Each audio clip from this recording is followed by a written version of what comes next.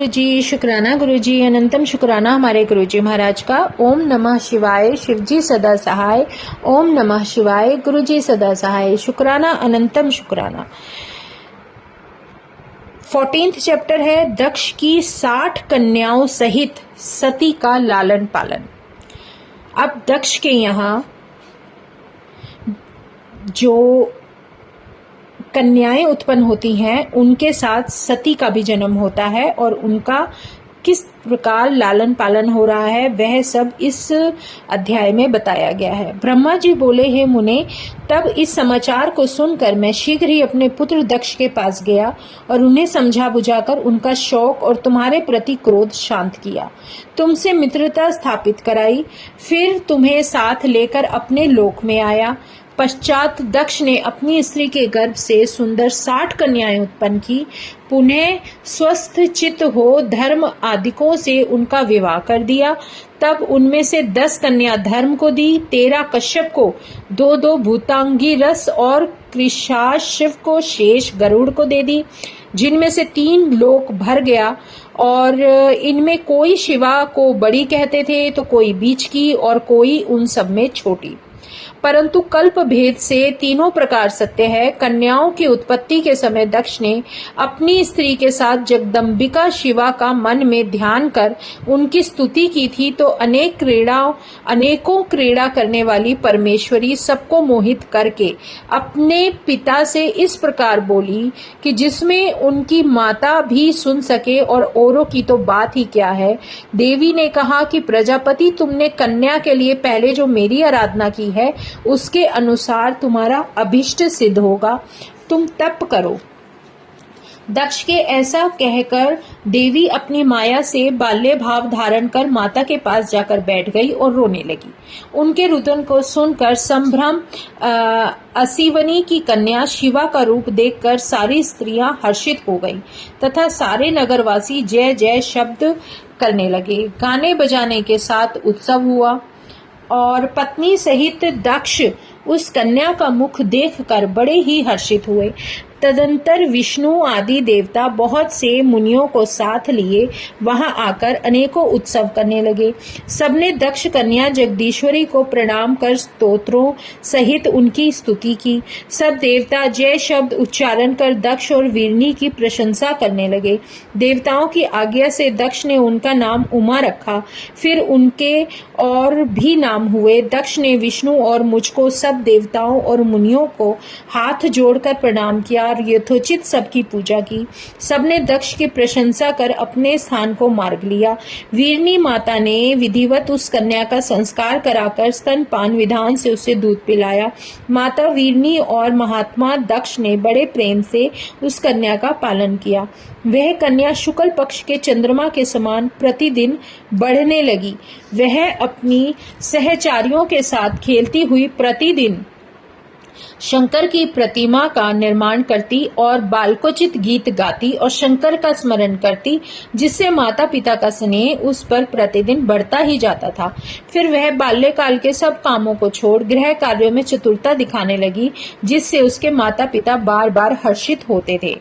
अब 15 चैप्टर है सती का शिव आराधना, मतलब सती ने शिव की आराधना शुरू कर दी।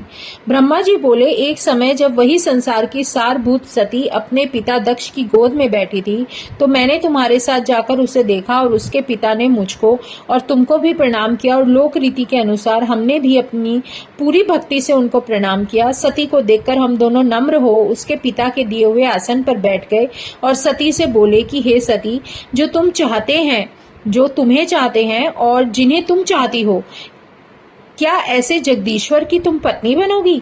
ऐसा कहकर दक्ष की पूजा का स्वीकार कर हम दोनों अपने स्थान को चले गए। जब सती कुमारावस्था को त्याग युवावस्था को प्राप्त हुई, तब उनके पिता दक्ष उनके विवाह की चिंता करने लगे। तब पिता के मन की बात जानकर सती अपने माता के पास जाकर शिवजी की प्राप्ति के लिए स्वयं इच्छा प्रकट करने लगी। शिवजी की प्राप्ति के लिए वे माता से तप करने के लिए आज्ञा मांगने गई। माता ने घर में ही शंकर की आराधना आरंभ करा दी। अश्विन मास मास की नंदा तिथि में गुड़, चावल और नमक से सती ने शंकर की पूजा आरंभ की। 12 महीने सविधि पूजा की और भोग लगाया। फिर उस नंदा व्रत को समाप्त कर सती ने अन्यान्य भाव धारण किया और शिव की आराधना करने लगी। मैं विष्णु सहित सब देवताओं को साथ ले सती की तपस्या देखने गया। शिव के ध्यान में मगन सती देवताओं की दूसरी सिद्धि के समान दिखाई पड़ी। हम सब देवताओं ने हाथ जोड़कर तो उन्हें प्रणाम किया। विष्णु आदि ने प्रसन्न हो आश्चर्य भाव से उनकी प्रशंसा की। फिर सब देवता सती को प्रणाम कर शिव प्रिय कैलाश को चले गए। लक्ष्मी सहित विष्णु और सावित्री सहित मैं भी शिव जी के पास गया।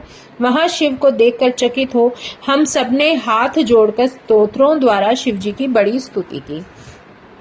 अब है 16th चैप्टर, जिसमें शिव से ब्रह्मा विष्णु द्वारा विवाह की प्रार्थना की जा रही है। भाई ब्रह्मा विष्णु शिव से किस प्रकार बात कर रहे हैं। ब्रह्मा जी बोले, तब उस स्तुति को सुनकर सृष्टिकर्ता शिव जी ने प्रसन्न होकर हम सबके आगमन का कारण पूछा। इस पर मैंने कहा कि हे करुणा सागर, हम सब आपको सहायता चाहते हैं। हम सब मिलकर ही तो सृष्टि की रचना, पालन और संहार करेंगे, परंतु जब आप इस प्रकार वैरागी होकर असुरों को मारेंगे ही नहीं, तब संसार की सृष्टि और स्थिति कैसे रहेगी।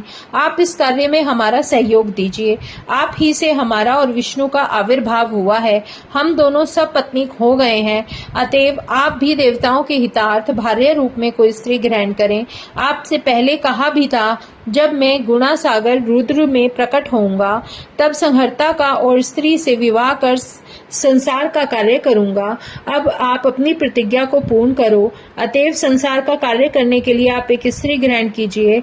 नारद, जब मैंने ऐसा कहा तब विष्णु के समीप ही मुझसे शंकर जी बोले, विष्णु, तुम दोनों ही सब देवों में श्रेष्ठ और तीनों लोकों के स्वामी हो, परंतु देव श्रेष्ठों, मुझसे विवाह करना उचित नहीं प्रतीत होता, क्योंकि मैं तपस्वी और विरक्त हूँ।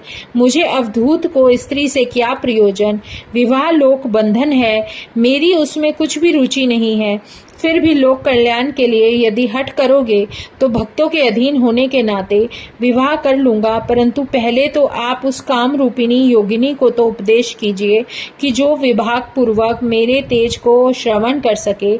जब मैं योगी होऊंगा तब वह योगिनी हो जाए, और जब मैं कामासक्त हूँ तब वह कामिनी बन जाए, अन्यथा मेरा भविष्य चौपट हो जाएगा। अस्तु मेरी जो पहले मेरी अनुसरण करते स्त्री को आप ऐसा उपदेश तो करें कि वह मेरे वचनों की विश्वासिनी होगी भी या नहीं। यदि उसे मेरे वचनों में विश्वास ना होगा तो मैं उसे त्याग दूंगा। ब्रह्मा जी कहते हैं, जब शंकर जी ने मुझसे ऐसा कहा तब मैंने और विष्णु ने प्रसन्न होकर बड़ी नम्रता से उनसे कहा कि नाथ, आपके योग्य हम स्त्री बतलाते हैं। जिस लक्ष्मी ने पहले 2 स्वरूप धारण किए थे, वही अब तीसरे भिन्न रूप में उमा नाम से प्रकट हुई है। लक्ष्मी और रमा ने तो अपना पति बना लिया, परंतु उमा अभी भी किसी की भी स्त्री नहीं हुई है। अभी दक्ष की कन्या हुई है, सती उसका नाम है। वही महातेजस्वी सती तुम्हें अपना पति बनाने के लिए दृढ़ वृत्ति होकर तप कर रही है। वर देकर उससे विवाह करें। ब्रह्मा जी ने भी सती से विवाह करने के लिए शिव जी से अनुरोध किया। तब भक्त वत्सल सुविज्ञानी शंकर ने तथास्तु कहकर सबको विदा कर दिया और हम सब अपने लोक को चले आए। अब 17th चैप्टर है, सती के पास शिवागमन। ब्रह्मा जी बोले, इधर सती ने फिर नंदा का व्रत किया। तब शंकर जी प्रसन्न होकर प्रत्यक्ष रूप से उसे दर्शन देने गए। शंकर जी को देख सती ने किंचित लज्जा से सिर झुका, उनके चरणों में प्रणाम किया। तब शिव जी ने कहा, हे सुवत्रे, दक्ष पुत्री, मैं तुम्हारे व्रत से प्रसन्न हूँ, वर मांगो। उसके अभिप्राय को जानते हुए किंतु उसके मुख से वचन सुनने की इच्छा से वर मांगो, उन्होंने ऐसा कहा। तब तो सती और भी लज्जित हो गई और उनके हृदय में जो था वह ना कह सकी। उनके अभीष्ट को लज्जा ने ढक दिया। वह शिव के वचन सुन प्रेम में मगन हो गई। शिव जी भी यह जानकर प्रसन्न हो गए। सज्जनों के गम में शिव जी फिर बोले, वर मांगो, ऐसा कहने लगे। तब सती जी ने अपनी लज्जा त्याग कर कहा, हे वरदाता, आप यही वर दीजिए कि जो आपको अच्छा लगे। सती का वाक्य पूरा भी ना हुआ था कि भक्त वत्सल शिव ने कहा, तुम मेरी अर्धांगिनी बनो। यह कहकर उन्हें यह वर दे दिया। मनोवांछित वर पाकर सती मौन हो गई। फिर कामना युक्त शंकर के समक्ष खड़ी हो मंद मंद मुस्काती हुई सती कामवर्धक हाव भाव करने लगी। शिवजी ने श्रृंगारिक भाव जागृत हो गया। फिर तो उन दोनों की चित्रा और चंद्रमा की सी अपूर्व शोभा हो गई। फिर सती ने हाथ जोड़ भक्त वत्सल शिव से नम्रता पूर्वक कहा, हे देव, हे महादेव, हे प्रभु, हे जगतपति, मेरे पिता के समक्ष विवाह विधि से आप मुझे स्वीकार करें। सती के ये वचन सुनकर भक्त वत्सल शंकर जी ने उन्हें प्रेम से देखा और कहा, तथास्तु। सती जी मोह और हर्ष से युक्त हो शिवजी को समझा कर और उनसे आज्ञा लेकर माता के पास आई। शिवजी हिमाचल शिखर पर अपने आश्रम में पहुंचे और सती के वियोग में अब उनका ध्यान क्रियाएं कम होने लगी। अब उन्होंने सांसारिक गति का आश्रय लिया। मन को सावधान कर उन्होंने मुझ ब्रह्मा का स्मरण किया। मैं उनके पास पहुंचा। सरस्वती भी मेरे साथ थी। तब सरस्वती युक्त मुझे देखकर सती के प्रेम में उत्कंठित भगवान शंकर ने मेरी ओर देखकर कहा, हे ब्रह्मा, इस समय मैं स्वार्थ परायण हो गया हूँ, अतएव तुम मेरी आज्ञा से दक्ष के पास जाकर कन्या देने का कोई शीघ्र उपाय करो। मुझे अब सती का वियोग सहन नहीं होता है। ऐसा कहकर सरस्वती को देखकर शिवजी वियोग के वश हो गए। शिव आज्ञा पा मैं कृतार्थ हुआ। फिर वह भक्त वत्सल शिवजी से बोला, हे भगवान, आपने जो कहा है मैं उस पर विचार करूंगा। इसमें तो मेरा और देवताओं का ही भला है। दक्ष अवश्य ही आपको अपनी कन्या देंगे। फिर मैं आपकी आज्ञा से उनसे जाकर कह दूंगा। ऐसा कहकर मैं एक द्रुतगामी रथ पर बैठकर शीघ्र ही दक्ष के घर पहुंचा। उधर सती अपने पिता के घर पहुंच बड़े हर्ष से सखी द्वारा माता पिता के पास शिवजी से प्राप्त अपने वर प्राप्ति का समाचार कह रही थी और उसकी प्रसन्नता में उनके माता पिता बड़ा उत्सव कर रहे थे। तब सहसा मुझे वहां उपस्थित देख दक्ष ने सिर झुका प्रणाम किया और आसन देकर बैठाया और आगमन का कारण पूछा। तब मैंने शिवजी की विकलता देख दक्ष से शिवजी के लिए सती को देने का सुझाव दिया। उसे सुन मेरा पुत्र बड़ा प्रसन्न हुआ और कहा, ऐसा ही होगा। मैं उत्कंठित होकर शिवजी के पास लौटा। उधर दक्ष भी इस विचार को लेकर अपनी स्त्री सहित ऐसे आनंदित हुए मानो अमृत में स्नान कर रहे हों। अब 17th पार्ट कंप्लीट हो चुका है। जय गुरु जी, शुक्राना गुरु जी, अनंतम शुक्राना हमारे गुरु जी महाराज का। ओम नमः शिवाय, शिव जी सदा सहाय। ओम नमः शिवाय, गुरु जी सदा सहाय। शुक्राना, अनंतम शुक्राना।